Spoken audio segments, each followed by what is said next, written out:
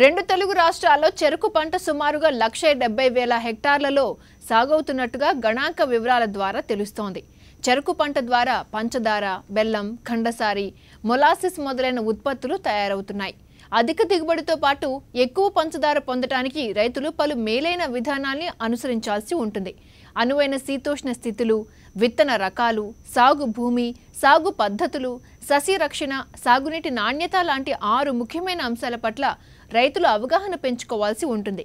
చెరకు పంట చేతికొచ్చే దశలో రైతులు ఎలాంటి జాగ్రత్తలు తీసుకోవాలి, పక్వానికి వచ్చిందా లేదా అని ఎలా తెలుసుకోవాలి, ఎప్పుడు చెరకు నరకాలి, ఎలా నరకాలి తదితర అంశాలపైన సీనియర్ శాస్త్రవేత్త సుజాత చెప్పే పలు సూచనలు, సలహాలు ఇప్పుడు చూద్దాం.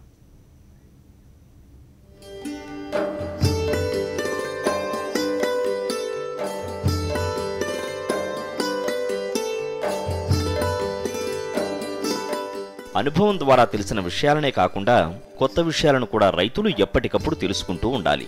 మారుతున్న వాతావరణ పరిస్థితుల్లో పంట సాగులో కూడా అనేక మార్పులు, చేర్పులు చేసుకోవలసి ఉంటుంది.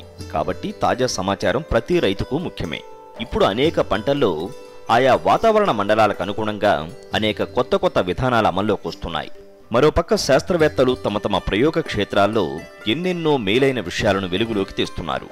సంవత్సరాల తరబడి తాము పరిశీలించిన అంశాల ఆధారంగా రైతులకు పలు సూచనలు, సలహాలు చేస్తున్నారు. ల్యాబ్ టు ఫీల్డ్ అంటూ కేంద్ర ప్రభుత్వం కూడా ఆయా పరిశోధనాలయాలపైన ఒత్తిడి పెంచుతుండటంతో ఇప్పుడు వ్యవసాయంలోని మేలైన విధానాలు విరివిగా ప్రచారంలోకి వస్తున్నాయి. వాటిని అనుసరించే రైతులు దిగుబడులు పెంచుకుంటూ తోటి రైతులకు ఆదర్శంగా నిలుస్తున్నారు.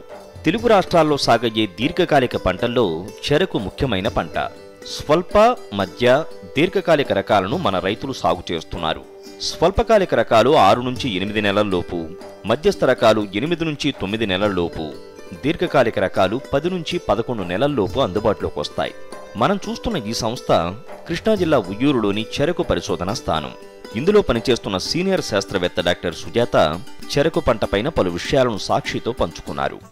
మన రాష్ట్రంలో దాని నుంచి మనకి ముఖ్యంగా పంచదార, బెల్లము ముఖ్యమైన ఉత్పత్తులండి. అంతేకాకుండా చాలా ఉప ఉత్పత్తులు కూడా ఉన్నాయి. ఏంటంటే ఆల్కహాల్ తయారు చేయటం, పేపర్ ప్రొడక్షను, బ్రస్మడ్ కేకు, ఇంకా టాప్స్ కూడా మనం గేదెలకి వాటికి వాడుతుంటాము. చెరుకు చెత్తని మల్చిగా వాడుతుంటాము, మెన్యూర్గా వాడుతుంటాము. ప్రతి పార్ట్ కూడా మనం చెరుకులో వాడుతూ ఉంటాము. ముఖ్యంగా ప్రధానమైనవి పంచదార, బెల్లము. పంచదార దిగుబడి అలాగే బెల్లం దిగుబడి బాగా ఉండాలి అంటే కనుక చెరుకుని మనం పక్వదశ నిర్ధారించి కరెక్ట్ టైంలో చెరుకు నరకాలండి. పక్వదశ అంటే ఏంటి అని మనం చూసుకున్నట్లయితే కనుక చెరుకులో పక్వదశని గుర్తించడం కొంచెం కష్టమైన పని. ఎందుకంటే చెరుకు నాటిన దగ్గర తర్వాత 6 నెలల నుంచి చూసినట్లయితే మళ్ళీ చివరికి హార్వెస్టింగ్ అంటే నరికే సమయంలో చూసినప్పుడు కూడా ఒకేలాగా కనిపిస్తూ ఉంటుంది చాలా వరకు. అందుకని ఇది తెలియని వాళ్ళు పక్వానికి వచ్చిందా లేదా అని నిర్ధారించడం చాలా కష్టమైన పని. కాబట్టి చెరుకులో పక్వదశ నిర్ధారించిన తర్వాతే చెరుకు నరకాలి. చెరుకులో పక్వదశ రాకుండా ముందు కానీ ఆ తర్వాత మరీ లేటుగా కానీ నరికినట్లయితే కనుక మనకి పంచదార దిగుబడి తగ్గటమే కాకుండా ఈ చెరుకు దిగుబడి కూడా తగ్గిపోతుంది. అందువల్ల కరెక్ట్గా మనము పక్వదశ నిర్ధారించి చేయాలి. పండించడం వరకు ఒక వంతైతే పంట చివరి దశలో అనేక రకాల జాగ్రత్తలు చూసుకోవలసి ఉంటుంది. చివరి దశలో రైతులు చేపట్టాల్సిన పనులు ఎంతో కీలకమైనవి. ఏమాత్రం అజాగ్రత్తగా ఉన్నా ఎంతో విలువైన పంట చేతికి రాకుండా పోతుంది. దాంతో ఆశించిన ఆదాయం రాదు. చెరకు పంట విషయాన్ని తీసుకుంటే ఇది అసలు పక్వానికి వచ్చిందో లేదో తెలుసుకోవడం కూడా కత్తి మీద సాములాంటిదేనంటారు శాస్త్రవేత్త సుజాత. పంట చేతికొచ్చిందో లేదో తెలుసుకోవడానికి రైతులు గతంలో చాలా ఇబ్బందులు పడేవారు. పొలంలో ఏపుగా ఎదిగిన పంట నుంచి కొన్ని శాంపిల్స్ తీసుకుని ఫ్యాక్టరీకి వెళ్లి అక్కడ నిపుణులు చేసిన పరీక్షల ద్వారా పక్వానికి వచ్చిందో లేదో నిర్ధారించుకునేవారు. అయితే ఇదంతా చాలా కష్టమైన పని, చాలా సమయం పట్టే పని. ఇప్పుడు శాస్త్రవేత్తలు అందుబాటులోకి తెస్తున్న పరికరాలు రస నాణ్యతను ఖచ్చితంగా నిర్ధారించి పక్వదశని చెబుతున్నాయని వివరించారు డాక్టర్ సుజాత. కనుక మనము అంటే పక్వదశ ఏంటి, పెరుగుదల అంటే ఏంటి అంటే పెరుగుదల పూర్తయింది, ఆ తర్వాత పక్వానికి వచ్చింది అనే తెలిపే దశనే మనం పక్వదశ అంటాం అనమాట. ఈ పక్వదశలో ఏమవుతుందంటే ఈ గడను చూసినట్లయితే కనుక పైన కణుపులు దగ్గరగా ఉంటాయండి. బాగా ఆకుపచ్చగా డార్క్ కలర్లో ఉన్న ఆకుపచ్చగా ఉన్న లీవ్స్ అన్నీ కూడా లేత ఆకుపచ్చగా మారి తర్వాత పసుపచ్చగా మారి ఆ తర్వాత ఎండిపోతాయి అన్నమాట. దాన్ని బట్టి కూడా మనం పక్వానికి వచ్చింది, కొంచెం తయారైంది అని తెలుస్తుంది మనకి చెరుకు కూడా.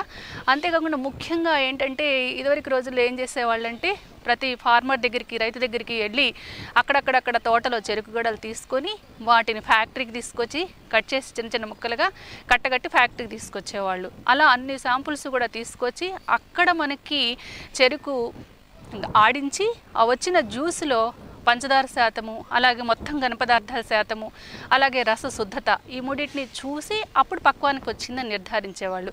కానీ ఇది చాలా టైం టేకింగ్ ప్రాసెస్. అంటే అక్కడి నుంచి ఫార్మర్ ఫీల్డ్ చాలా దూరాల్లో ఉంటాయి కాబట్టి ఫ్యాక్టరీకి అక్కడి నుంచి తీసుకురావటం, చూడటము, ఇది చాలా కష్టమైన పని, ఖర్చుతో కూడిన పని కూడా. అంతేకాకుండా ఇంకా ఏం చేసేవాళ్ళు అంటే ఇదివరకు రోజుల్లో బాగా పక్వాన్ని కరెక్ట్గా నిర్ధారించాలి అంటే చెరుకుగడలు అక్కడక్కడ ఫీల్డ్లో నరికి టాప్స్ అన్నీ ఒక కుప్పగా చేసేవాళ్ళు, బాటమ్స్ అన్నీ కూడా ఒక కుప్పగా చేసేవాళ్ళు.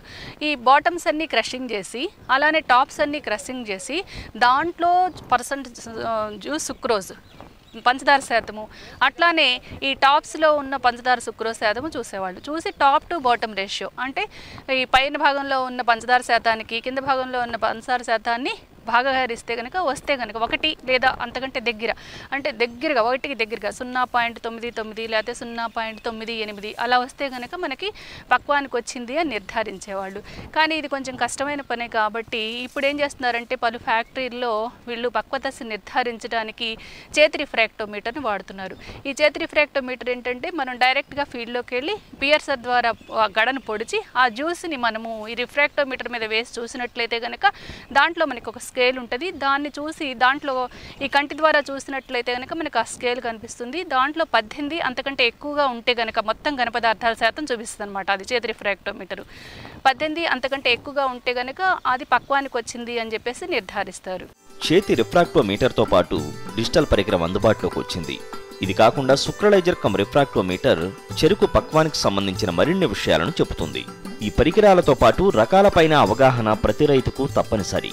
ఆయా రకాల కాల పరిమితి ప్రకారం చివరి దశలో జాగ్రత్తగా ఉండి చెరుకు నరికివేత కార్యక్రమాన్ని పూర్తి చేయాల్సి ఉంటుంది. అంతేకాకుండా మనకి ఇప్పుడు డిజిటల్ కూడా వచ్చాయి. డిజిటల్ ఏంటంటే డైరెక్ట్గా జ్యూస్ వేస్తామనుకోండి, డైరెక్ట్గా రీడింగ్ చూపించేస్తుంది అనమాట.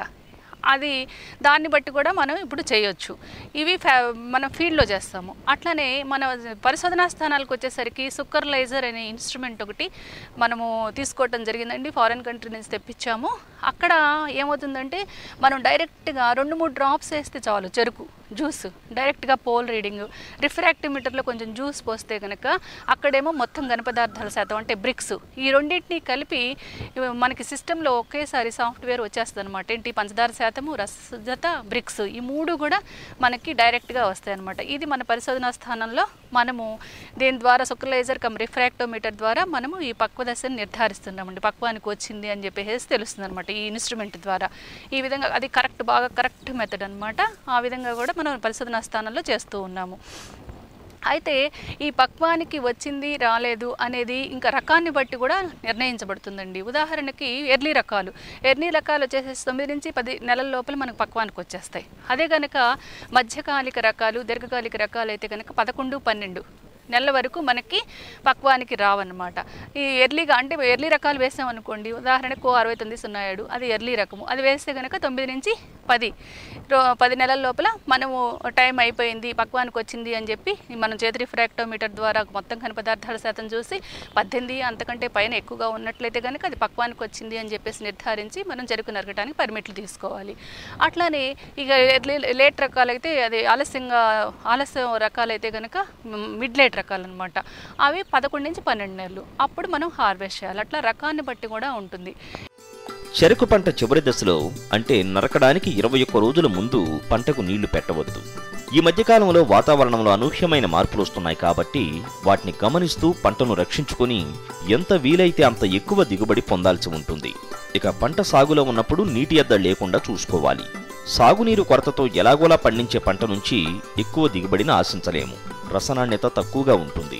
చూసుకున్నట్టయితే వాతావరణ పరిస్థితులు ఏంటంటే ఈ పక్వ దశానికి రావాలి అంటే ఈ పగలు రాత్రి ఉష్ణోగ్రతలో వ్యత్యాసము చాలా ఎక్కువగా ఉండాలి. అంటే ఏంటి, రాత్రి కూడా బాగా చల్లగా ఉండాలి, మధ్యాహ్నం మంచి ఎండగాయాలి. ఈ రెండింటికి మధ్య వ్యత్యాసం అప్పుడు ఎక్కువగా వస్తుంది. బాగా తక్కువ టెంపరేచర్స్ నైట్ ఉంటాయి, ఉదయం పూట ఎక్కువ ఉంటాయి. ఆ రెండింటికి డిఫరెన్స్ ఎక్కువ ఉందనుకోండి, అప్పుడు ఆటోమేటిక్గా మనకి పక్వానికి వచ్చేస్తుంది అనమాట.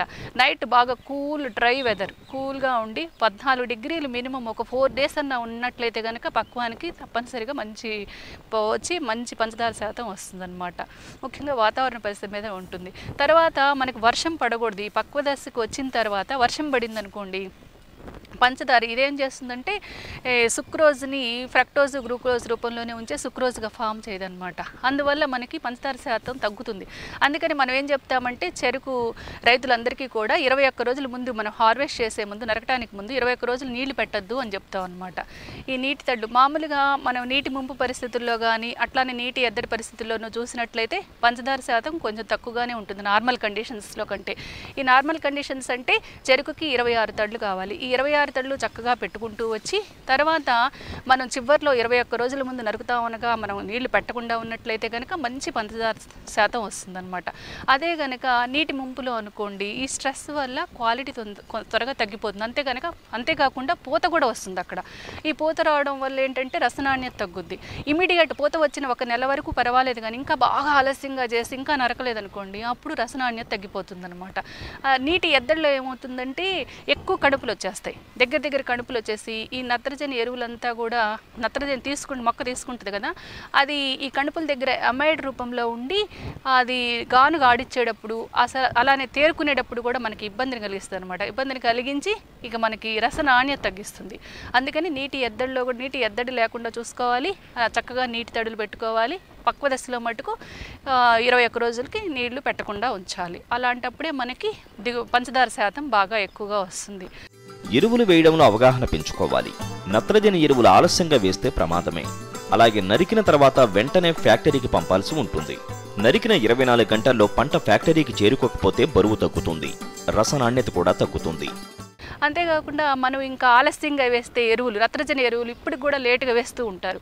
ఆలస్యంగా నత్రజని ఎరువులు వేస్తే ఏమవుతుందంటే ఈ వెజిటేటివ్ గ్రోత్ అంటే ఆకులు బాగా వస్తే కానీ గడలో సుక్రోజ్గా మారదనమాట. ఈ ఫ్రక్టోజ్ గ్లూకోజ్గానే ఉంటుంది.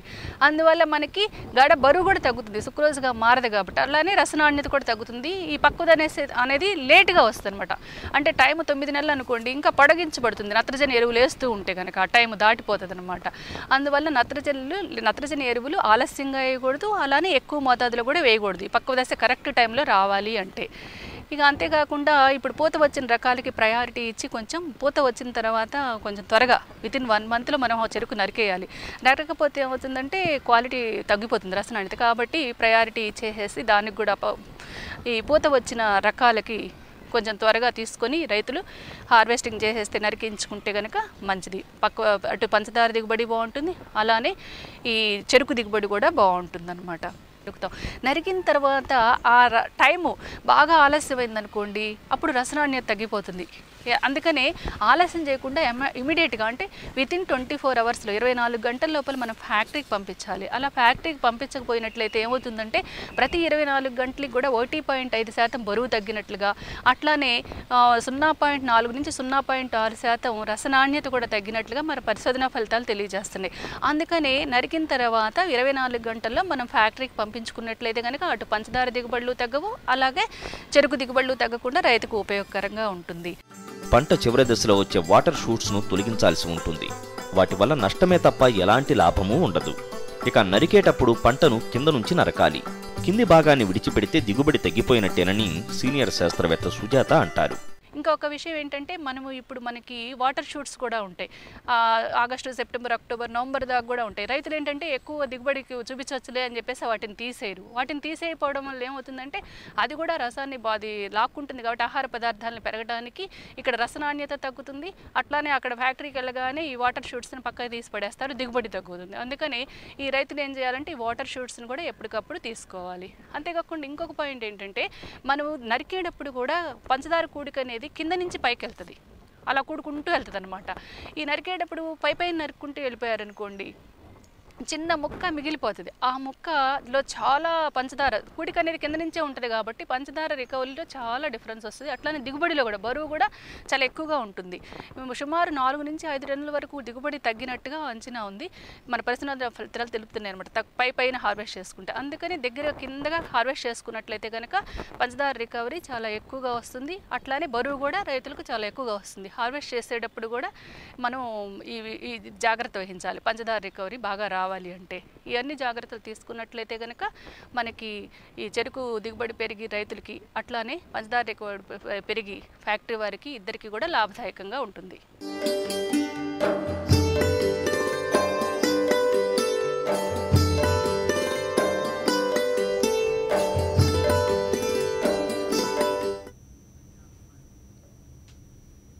చెరకు పంట కోతకు వచ్చిన తర్వాత దాన్ని నరికి ఫ్యాక్టరీలకు తరలించడానికి రైతులు తీవ్రంగా ఇబ్బంది పడుతున్నారు. కారణం గ్రామాల్లో కూలీల కొరత.